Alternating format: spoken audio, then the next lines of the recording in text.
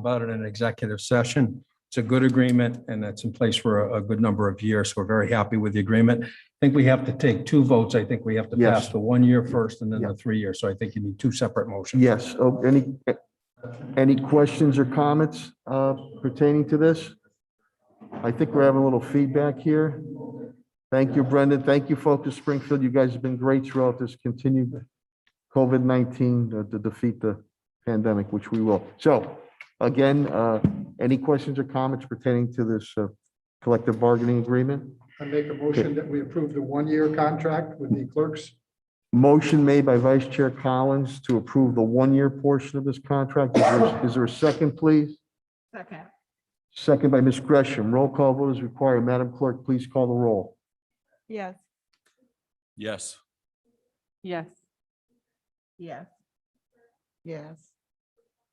Yes.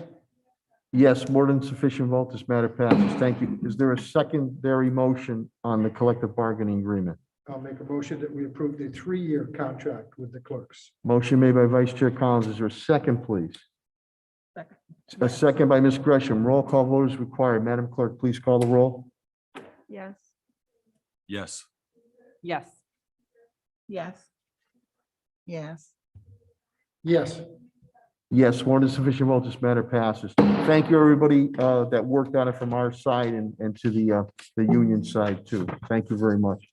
We'll now move to informational items. A is the enrollment census data. Superintendent Ward, please. Thank you, Mayor. I've asked Paul to do a little report for school committee. You know, enrollment during this period with the pandemic has been a significant challenge in every district in the Commonwealth.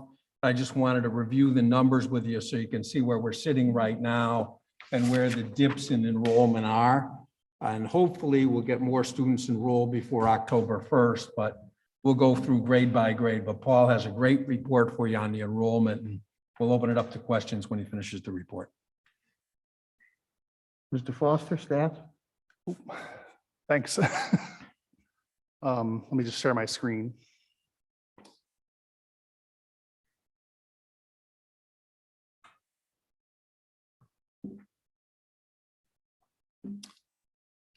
And these may be a little hard for you all to see on the screen, but I think you have the handout in your packet. So as the superintendent said, just a quick update on where we stand with enrollment. And what I'm showing you here is first day of school last year, as well as the October 1 official census from last year, and then first day of school from this year, so from Monday. And so you can see our enrollment, if you do a first day of school to first day of school comparison, you see our enrollment's down by about 500 from where it was last year. And so as the superintendent said, we're looking to hopefully to see that number increase. And certainly PACE has had a very active few weeks with students coming to enroll. So if we take a look by grade level, this is one where you're probably going to want to look at your handout because I know that's going to be small on the screen. You can see that I'm particularly going to focus on the blue compared to the gray bar, because what you're seeing there is the first day of school from last year compared to the first day of school from this year. And you can see actually in pre-K, we're about the same, but up a tiny bit, which is good news. Pre-K enrollment definitely was down last year with the remote learning experience. Kindergarten is down, and first grade is also down first day of school to first day of school. Across most of the other grade levels, it's pretty level. You see a little bit of a dip in 7th grade. 9th grade, we have an increase from first day to first day. And then in the other high school grades, it's relatively similar. If you take a look at the subgroup enrollments, what you can see, this is for our English learners and our students with disabilities.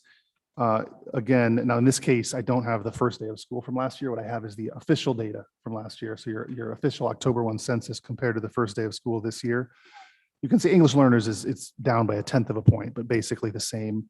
And likewise, while students with disabilities, our percentage of students with disabilities is down by nearly a percentage point. And so we certainly have more we can look into to sort of understand what's going on there. But that's what we're seeing as of now. And then lastly, if you look at our enrollment by race and ethnicity, again, October 1st census last year against first day of school this year, generally across all of our racial and ethnic groups, pretty similar from last year to this year. And that's the kind of overview of where we stand as of the first day of school, but certainly happy to take any questions. And this is very symptomatic of what's going on across the entire state. So this is what's happening everywhere, but I just wanted you to see it and grade by grade to see. And you can see the biggest dip obviously is that kindergarten piece. But PACE is very busy, as Paul said, and I do think it's picking up and a lot of people are getting enrolled and that online enrollment piece is going very well. So any questions? Any questions? Ms. Hurst, please? Superintendent, when we look at the dip from the first day of school to the October 1st, 2020, do we have any idea where those 700 or so students went? We can look into that. We have certain ways. I mean, we certainly know how many students are, for example, doing homeschooling or how many are in charters or in virtual schools. And certainly last year with the remote learning, we did see increases in some of those categories. It's too early this year. We don't actually have the ability to see that data yet for this school year to see where those students are. You know, the one thing you can see by grade is the kindergarten enrollment is down over last year. But I do think it's going to pick up. I think it's going to pick up. I think the October 1 is going to look different. But again, that's just me projecting. But we are very busy with enrollments. There was some confusion, you know, in the public. As much information as we put out with so much going on, there's confusion out there. So, and there's some Confusion about- unease relative to returning, and kindergarten, of course, isn't mandated. Got So it. I think there's some unease there that's reflected in those numbers. So let's see if it's uncertainty or unease, and let's see by October 1 if that piece comes up to where it was last year. If Ms. Naylor is, excuse me, if Ms. Hurst is done, Ms. Naylor, please. So when it comes to our kids that are not enrolling, maybe for other reasons other than transferring out of a district. So I know we've talked a lot about, yes, we do have a virtual school and there still may be parents that have made a decision to wait. Are we finding, do we have a way to track or identify those families to first and foremost, make sure they're still in the area? And then if they're in the area, find out if they've opted to do something? Because I'm assuming most parents don't know that even if they choose to homeschool, they still have to let you know that. Well, they have to do the form. So Right. it's a great point, Latonia. Thank you for bringing it out. Lydia and the attendance team is working very hard. So we're still making the home visits on that. The schools are reaching out, the counselors from the schools to families to make sure they understand what they need to do. And our attendance team is going out and following up on those as well. So we're very aggressive with that. Thank you. Thank you, Ms. Naylor. Ms. Hurst? And so do our first day of school numbers for this year, do those include the virtual school Yes, numbers? The students that are in the virtual? yes, it does. That's about 500, Danny, right? Yeah, Okay. we're over. I'm sorry, I misspoke when I used the 700 number. I No, that's, apologize. no, I knew it was. Yeah, it's around 500 right now, and they're counted in there. So even with those virtual school numbers, we're down. But everybody's down. So this is not, everyone was down last year. This is due to the pandemic. So They're hesitant. it's not something that I didn't expect to occur. I have a question, Mr. Mayor. Thank you, Brendan. Mr. Mayor. If Ms. Hurst is done, Vice Chair Collins? Oh, Ms. Perez, I'm sorry. Yeah, my question is, have we placed students out of district this year? And if so, Well, we always have some students that get out of district special education placements, but they've been reduced every year. So I don't think that's affecting this at all. I think they're lower than they have been in the past. Any other questions? Do we, Ms. Hurst? thanks, Mayor. Do we have, how many students do we have on like our preschool wait list? Or do we not have one? I don't think would be anyone on a preschool wait list right now, because I think we have places to put everybody. So I think we'd be enrolling the kids in preschool. So it's just a matter of enrolling. them It's and just a getting- matter of enrolling now, when they become of age when they turn 3. So that's a rolling kind of a mission. So we enroll preschool kids all through the year because they're eligible once they turn 3. And so at what point, or at what number, and I don't know if this is a question for our CFO, but at what point in time do we need to worry about the correlation of our enrollment versus our funding? Like, have we ever dipped this Oh, yeah, low? we dipped this much last year. Okay. Yeah, we've dipped the last few years, and everyone else in the Commonwealth has dipped also. Our dips haven't been as big as most other districts, and all the urbans dipped last year. So this is common. It would hit us in next year's funding if we're lower. But because everyone was down last year, they put a provision in. If you were down by so much, they put a factor. Remember, we all lobbied for that, Mhm. where they give us some extra funding to make up for it, because it's a pandemic. It's a Right. once in 100-year pandemic. So you expect a dip in these circumstances. So there is a piece to rectify some of the funding. But what we turn in October 1 this year would be reflected in our funding next year, minus any pieces they put in to help us with that, because that was a problem statewide. Got it. Thank you, Mr. Russo. Any other questions or comments? Just, do we know, Paul, Vice Chair Collins? whether there was a corresponding dip in the birth rate for the years that these children who are coming into kindergarten? Have we looked at that information across through the state census? No, but I certainly can. So you're saying like, have we seen a dip in sort of just the population of young kids? No, Yeah. but I'll take a look at that. Because if it is, we can probably, and if there was corresponding year, we need to be prepared that this is going to go on for. Yeah, we could certainly do some projections to see Yeah. what kind of the young child population of the census kind of maps to for the future. We can certainly look at the birth rate piece, and I think that'll give us some good information, but our population is so mobile. It's not affected by birth rate as much as most suburban populations because the mobility factor, but we'll certainly take a look at that and see what we can glean from it, but it's not as predictive as it would be in a suburban situation. And we were one of the few cities in Western Massachusetts that worked hard on our census, that we gained population Oh, yeah. here in the city. But I think Superintendent Warwick hit it right on the head. COVID has really turned a lot of uncertainty, and people aren't sure, should, send our, especially the younger ones, pre-K, K, should we send our kids to school or should we wait? So I would sense those numbers are going to go up, and it's very heartening to hear Thank a you. preschool. We worked hard to invest not only on the school side, but invested on the city side for the preschool slots, as Ms. Gresham knows. So we have those slots if the kids on it. So, but we'll see what happens. The enrollment piece is a concern. It's a concern statewide. We'll keep bringing you information. It's the October numbers that count. Down for These are Monday. very early, and given the confusion out there, I don't want to alarm anybody, but it's something we're going to continue to watch and bring you back information on. And our drops haven't been as much as most over the last several years, but we do have a drop. Mhm. About 5. Any other questions or comments of Superintendent Warwick or Mr. Foster, AKA Stats? Okay, hearing none. Thank you, Mr. Foster, Mr. Stats. We'll move to reports of standing committees. A is student relation, parent concerns. Ms. Gresham. No report, Mr. Mayor. Thank you, Ms. Gresham. Oh, you all right, Paul? All right. Watch out for that two-step there, okay?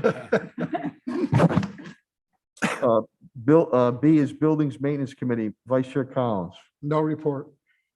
C is Legislative Contracts Committee, Ms. Perez. No report at this time. Thank you. D is Curriculum Programs Committee, Ms. Hurst. No report at this time. Thank Your you, Honor. Ms. Hurst.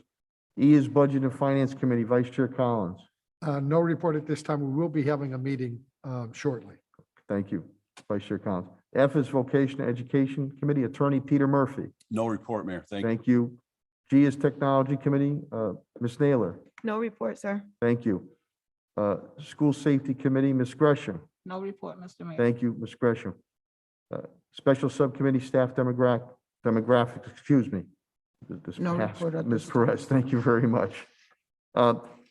Next section here is Section 6, Report of the Student Representative. That is to be determined. We look forward to having he or she back on the school committee. They've been always valuable perspective, so we look forward to that. Mayor, could I just, at that, Brendan and I were talking, that seat over there, which is usually the student rep, is We're gonna- going to be used for anybody who has to present Yeah. in person. Yeah, Would it be, should we put off a month or so, That's fine. getting a student rep in order till we find out where we're going. That's fine. Either that or we could have the student rep Zoom on for now. Yeah. Because it would be safer, Geez, because you they're got going to be able to zoom. 2 in. thumbs up there, Brendan, huh? Yeah, So, yeah, we could so do it we have- either way, Chris. We have alternatives. They should Yeah. still move forward in picking a student rep and We then can we'll, pick the student rep and we can just delay them starting, Yeah. or we could actually ask them to Zoom. zoom on because it would be safer. okay, However you folks want. the indulgent deal with it. school committee, but I think they should move forward in picking a Oh, I think student they rep should. and then we'll, okay. So we look forward to that. We'll now move to section 7, report of the superintendent. Superintendent Ward, please. Thank you, Mayor. School opening, just want to commend staff. I think our staff worked extremely hard, worked hard all summer, and we had a very smooth opening, Yeah, well, given the fact that we're facing a really trying situation with this pandemic. Staff worked tirelessly in every school, preparing everything. Our nursing supervisor worked with Helen Carlton Harris. And when I say our staff, Helen's like, she's been on our staff. She's been working with us in the health department, advising us on every piece along the way so that we can return kids in a safe and sound manner as possible, and has really helped us make all good decisions. And executing those decisions is important. And I've been working hard to get out to schools, and I've been out to 11 schools this week and visiting those schools, and our CSOs are going around too. The teams have done an absolutely fabulous job. The kids are happy to be back. They're thrilled to be back. It's really encouraging. And I had a teacher say to me today, "Thank you for getting us back in. We needed to be with our kids." So nice to hear, and people are working hard and doing a great job with the kids. So it's really great to get out there and see it. There was a lot of prep work that went in, and each principal had to plan for 100 different variables on every scenario. But they've done an absolutely fabulous job of doing that. And because of that, we've had a great start. I visited the virtual school on the first day, and we were able to open K to 12 with over 500 students. So again, a lot of districts didn't take on the virtual school this year because the time frame was so short for this single district virtual school. We thought it was the right thing to do. Staff stepped up, really worked hard on it. Paul just did an absolutely incredible job on this, but the whole team did. And really, we got off on a great foot. All the things we learned virtually over the last couple of years, we were able to put into practice to get the virtual school going. And that really came to fruition, and we have that up and running. Not to say we're not going to have some bugs. We're working out all the bugs, but things are going well. And in staffing it in this environment where CNN was showing the teacher shortage nationally, we staffed the virtual school and we have almost every position filled, all new positions. So they're very encouraging. And that's hard work by the principals, getting all that staffing done over the summer months, because they were starting from scratch. And that went very, very well. And, real credit to the folks who are working in the school. School meals during the pandemic from March of 20 until the end of summer, the distribution, we distributed over 8.7 million meals to families across Springfield. So an absolutely incredible accomplishment. Pat Roach is here, and Tim Gray worked with them on it, as well as our partner Sodexo. But more than Boston, who has 4 times the students we have. So an absolutely incredible accomplishment. In a city like Springfield with great food insecurity issues, we really delivered. Now Pat is working with Sodexo because we had to get the program going so we can actually provide the food service in the schools. And I think the most challenging piece of this was how to safely provide the food service piece in the schools and have the kids do the meal. So they're pre-packaging the meals. We're distributing them to the classrooms. We're making sure we have the spacing we need. And we're using other spaces as overflow. And the meals program is going along very, very well in the schools. But again, hard logistical work by every principal to make sure we have the spacing we need and we have the distribution we need. But everything's pre-packaged so that it's safer. Mhm. And it's gone very well, but tremendous amount of work that went into that. School building, you went down to Brightwood and Lincoln. It was a great opening. A lot of very, very happy staff and kids. And in going down to the school, for a couple of weeks before we opened just to check on things. It was amazing. And across the district, everywhere you went, how many of our teachers came in early to set up their classrooms so they'd be ready for our kids. I mean, the parking lot was full one day, and it wasn't a work day for the teachers before the teachers returned to work, because they were coming in because of their commitment to our kids. And that's why I always say our teachers are second to none anywhere. Absolutely incredible. And you saw that throughout the entire district. The rooms are inviting, they put a tremendous amount of work in, and a tremendous amount of logistical work as well to make sure our kids are safe coming back into school, and it's a welcoming environment. We have Brightwood and Lincoln completed.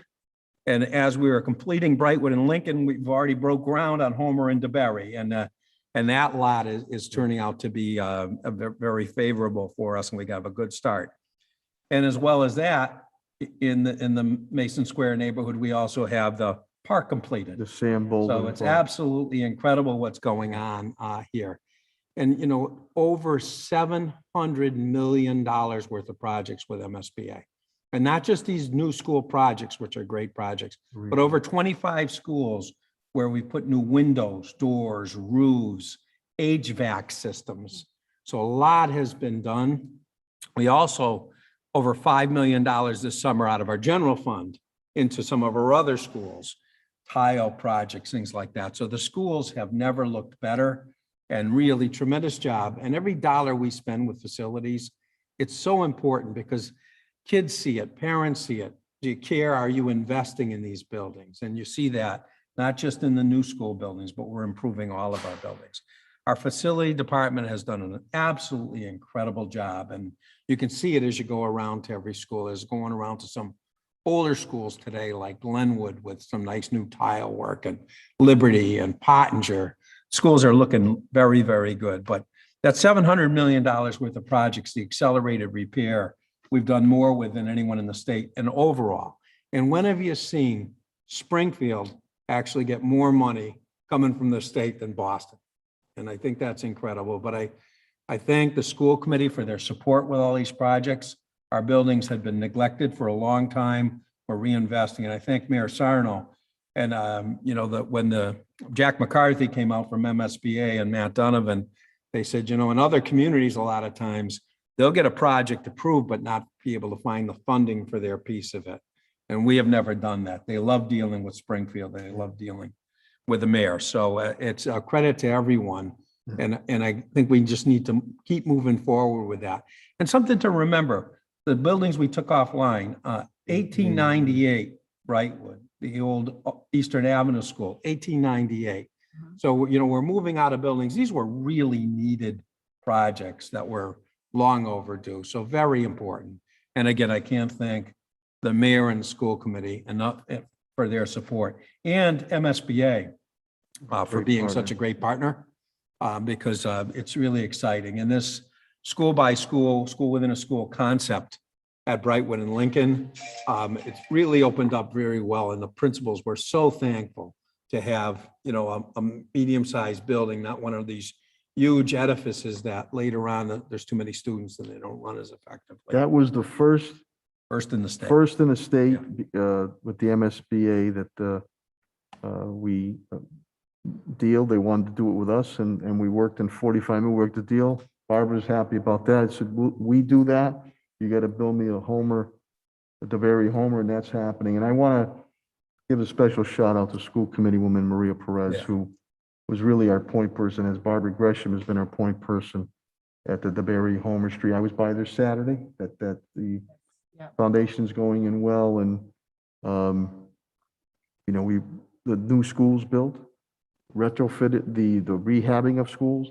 We retrofitted very, very quickly, and I want to thank all facilities and Pat Sullivan to give them above and beyond the COVID-19 AShtray standards. So, you know, it's what's in the school. Don't get me wrong, but it's good to have a Taj Mahal every once in a while on it. So, thank you, everybody. Our kids deserve it. And then the community input was important. Yeah. And Maria did a great job in the North End, and Barbara's led the community inputs. The schools have to reflect what the community's looking for.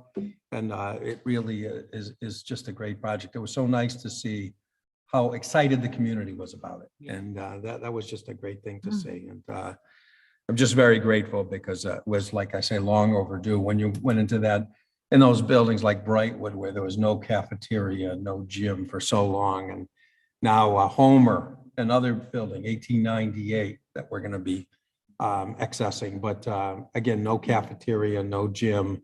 They're really going to have a building with science labs, technology, just what the kids deserve. So it's very exciting. And again, very grateful to everyone for their support. Principal Escovano and Principal McCann are elated with their new Brightwood Lincoln schools.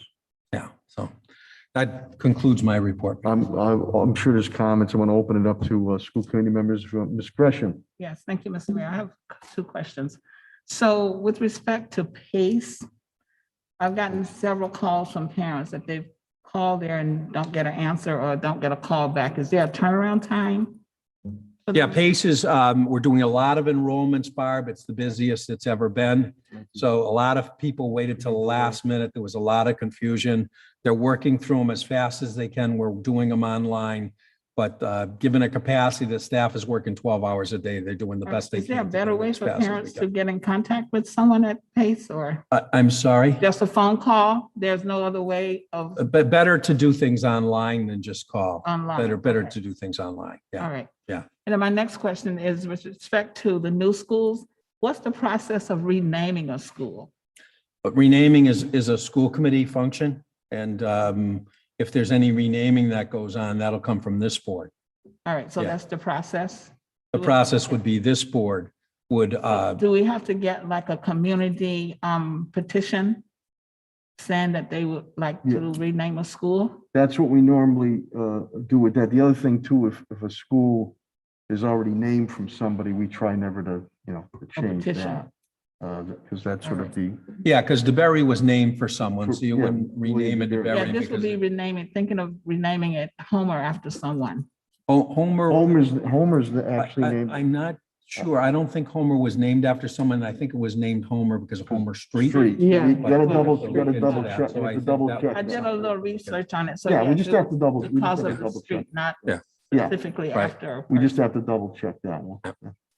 I'm sorry, could you say- Process would be for a request, and it To could rename. come from a committee member. But then it goes To to It rename. come to here, and then it gets sent subcommittee. to the subcommittee to go look into all of that and do surveys and things, and then come back with a recommendation. Okay, and under what subcommittee would that come under? It would be on Buildings and Maintenance Subcommittee. Yep. But you would, if there's a request, whether it's from a member of the public or from a member of the board, you give that to Patty, and then we can put it on a school committee agenda, and the school committee refers it to committee. That's Okay. the way our process works. Okay, We actually will have one on our next agenda for an auditorium. okay, Yes. all right. Ms. Hurst, did you have something? I'm sorry. No, I was going to ask for clarity Okay. on that. Thank Any other questions or comments on the superintendent's report? Okay, hearing none, we'll move to unfinished business. Hearing none, new business, just quick update. High School of Commerce, my alma mater, we're back on. Am I correct? Yep. Oh, We're all set. We had with that rainstorm, there was a temporary power outage. We lost power overnight. We were able to get it back on today, but we wouldn't have had it back on time. And very important, we had it back on time and have the HVAC working because of the situation with the pandemic. Mhm. So we didn't think we could do that this morning, so we're going to make up the day at the end of the school year at another time. But we're going to be ready to go tomorrow. Eversource has assured us that the backup generator, going to turn it over to the regular power overnight. And they've assured us there's a very good likelihood all of that'll work and we'll be ready to go first thing in the morning. Just to let you know, too, DPW Director Chris Signoli gave me his report early this morning. We did receive almost 4.5 inches of rain. Oh, yeah. We had limited issues because of the preventative work we Yeah. have done on it. But But it was an inordinate amount of rain in a short Yeah. amount of time. And we had few problems in the buildings because of it, but we were on the places where we did get a little water in different basements and things like that, mitigating that right away. But compared, what's going on with Hurricane New Orleans and the fires in California, we're lucky. But it was almost 4.5 inches in that short period of time, on top of all the saturation that's going on And he gave me the report and passed, so that we were, knock on wood, we were very, very limited issues. Like the commerce one was but we're back, we'll be back on tomorrow. Ms. Naylor, I'm sorry. I just have a follow-up to Mrs. Gresham's question about the building. Can we add it to the next agenda to discuss so that we can defer it back to the subcommittee at the next meeting? And I have an email that I can forward as well. Can we do it now? Yeah, can we? No, 'cause it would Well, I have- put it in a request No, that for it could be added to the next Next, meeting agenda for us. Yeah, you can to- send that into Patty to And then we'll- request that we Yeah. put something on the agenda. that'll Sure. start okay, All right, okay. thank you. Okay. Any other questions or, well, anything more on new business? Just a question on that commerce. Was that related in any way to the work that happened this summer? Remember, we allowed them to go through? We And put in a asked new- them we asked them that because the question would be, was it caused by all the rain? Or was it caused by something related to the easement? They gave us the response that they thought it was the rain. Okay. Oh, yeah, okay. Any other thing on new business? Okay, hearing none, is there a motion to adjourn? So So moved. moved. Motion by Vice Chair Collins, is there a second? Second. Second by Ms. Gresham. All those in favor say aye. All those opposed, the ayes have it. Happy Rosh Hashanah, Jewish New Year to our Jewish families, and happy Labor Day. Good evening, and thank you for watching. We're glad to be back in the T-Birds penalty boxes here.